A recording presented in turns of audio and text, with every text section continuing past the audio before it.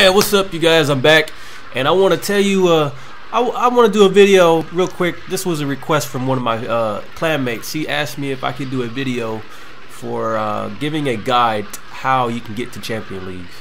So, you guys, I came up with this new idea. Maybe it's these are 10 basic things that you would have to use or do in order to become champions. So here it is, you guys. I'm gonna give you 10 things that you would need in order to get to Champion Leagues. Now, if you could find a way around these, then my hat goes off to you, because these things I feel are pretty essential to getting into Champions Leagues. So let me break it down for you guys. I have these 10 commandments that I'm doing, and let me get to the first one and show you guys what exactly you need in order to get to Champion Leagues. So let's go with commandment number 1. In order to get to Champion Leagues, you're gonna need to max out your troops. Now, I have about 5 characters in the game that I feel are the most important for you to max out. And they would be witches, archers, wizards, wall breakers, and golems. Now, you could probably get around that, you know, by having a lower level barbarian. If you're gonna go Hog Rider, you're gonna have to get him up, but this is basically my method of doing it, just going for 50% wins, and these are the troops that I'm using. So definitely maxing out your troops would be a big priority in getting to Champion Leagues. And let's move on to number 2. Number 2, have a good attack plan. Now, again, I said that I'm using 50% tactics, and that would be my recommendation, to go for 50% victories. And you know what? When you find bases that only have 14 trophies as the highest amount, you're gonna get, you know, 4 or 5 trophies just from getting at 50%. So it's a good thing just to build up small, you know, because it's just 2 battles and you already got 10 trophies. That's my recommendation, you know. And also, a good attack plan, you have to form a team that you feel is good enough for attacking players at your level and even higher, you know. And I feel if you're gonna go with Hog Riders, you could do that up until, I believe it's Master 2. Master 2 is around the level I saw where you're gonna start fighting people that are Town Hall 10s, and they have Infernal Towers, and they're usually set to multi, and they just destroy your Hog Riders. So around, you know, Master 2, Master 1 in Champion Leagues, I don't feel Hog Riders are that good anymore. Some people can pull it off, but it's really difficult. So number 2, you guys, have a good attack plan. Know what kind of troops work for you. My method might not work for you, and you might be able to come up with your own strategy of players or troops that you could use that are better at getting a victory for you. And that leaves us with number 3, have a good defense plan. Now, I believe it's Master 3. Master 3 is when you'll notice that every time you go offline, you'll get attacked right away. So it always is a good idea to have a base layout that will keep enemies from getting 2 stars. 2 stars is basically what you want. You don't want players getting 2 stars off you. If you can manage somehow to have a good enough base design so that they can't get to your town hall, that's fine. That's usually why people throw all the stuff outside, so that the weapons can clean them up so that they can't get to that town hall. And of course, you know, up until about Master 3, people are still farming around there. So you should have some easy victories. But just having a good defense is always a good thing, because you will get attacked very fast when you're going up the trophy levels. And that leaves us with number 4. Max out your clan castle. Now, why is having a clan castle important? Well, that's because your clan castle is for 2 things. When you're on defense, if you center your clan castle in your base correctly so that they can't pull your troops out, those usually distract the enemies if they get inside, and your weapons can pretty much clean them up. And also when you're on the attack, if you can fit a golem or heavier characters in there, that's always a good thing if you have a good clan and they donate. So it's always a good thing to have a clan castle to back you up. And you know, a lot of people use clan castles against heroes, and you know, usually having 2 witches in there is a good thing. So it's a must to have a good clan castle. Level 5, I recommend. Alright, and so number 5, max out your army camps. Usually you will fight a lot of people to where you only get 49%. And just having one extra character, you know, one extra archer would have been, you know, the difference in making it or in getting the victory or losing. So you want to have as much troops as possible when you're attacking people. So you got to max out your army camps.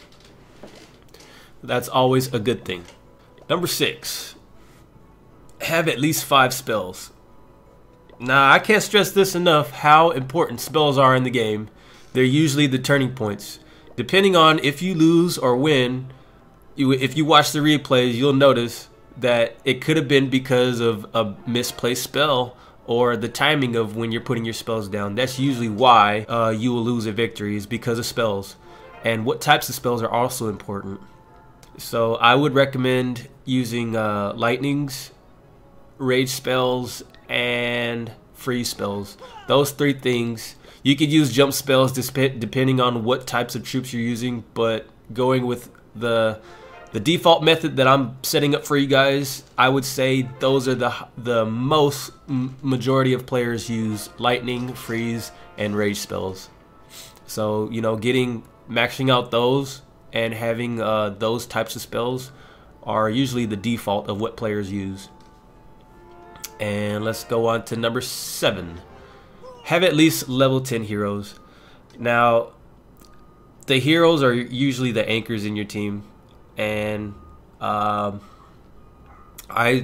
noticed that if you have level 10 heroes, that's good enough, I feel, to make it to Champion Leagues. Anything lower and you'll find yourself losing because your king probably wasn't strong enough to hit the town hall or hit the building before he was taken out. So I've just noticed that level 10 heroes are usually the minimum, I would say, of using. You could probably have, if you're lucky, you could probably come up with a team, you know, that won't require using heroes. But usually on defense, I would say, you know, a level 10 queen is really good. So that's just my recommendation. Having level 10 heroes if you're going to Champion Leagues. That's my minimum. And that goes with leaves us for number 8. Number 8, go for weaker players. Now, again, this deals with the trophies that you see when you come across people that only have like 10 or 14 trophies. I would still say go for those, because even when you go for bases that look like you could win, you might lose.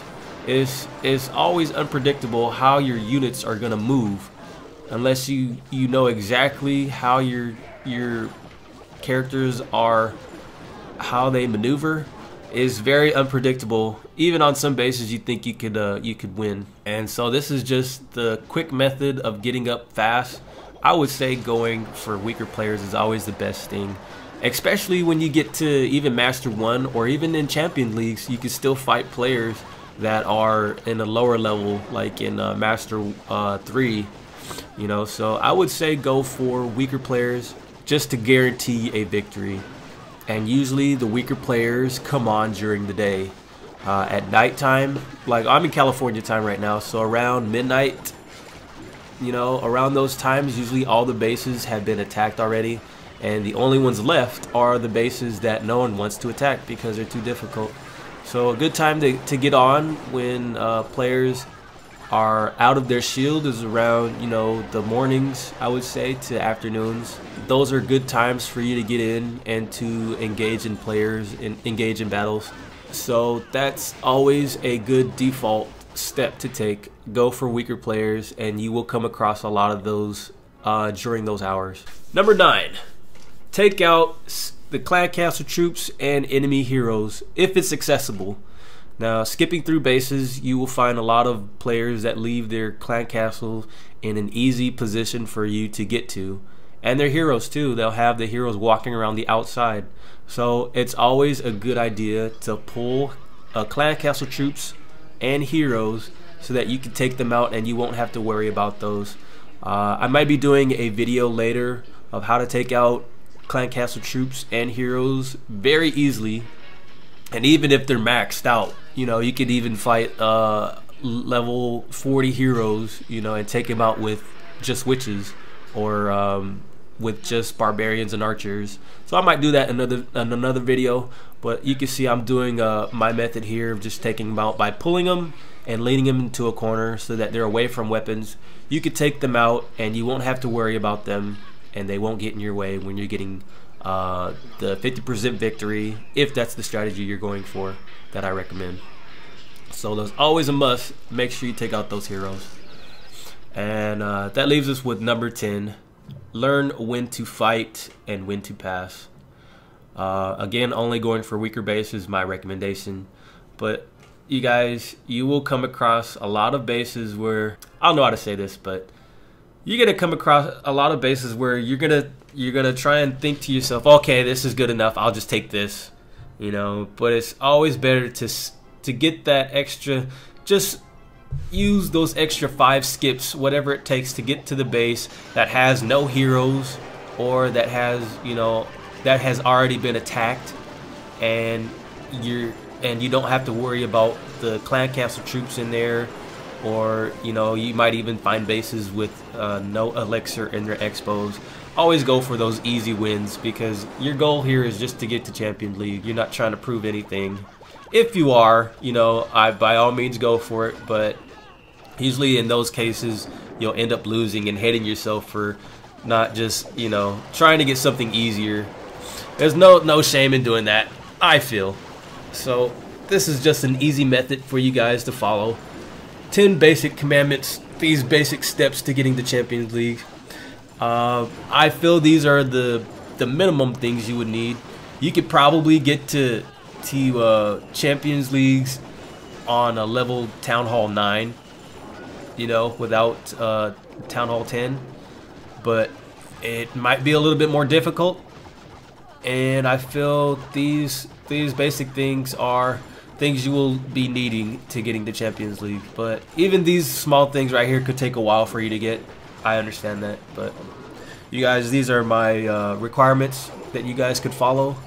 And I will be posting another video hopefully this week showing you how the video I did when I was in San Francisco at the Supercell meetup when I got the Champions League. And yeah, you guys, well, I hope you enjoyed this. If I left anything out, let me know in the comments down there.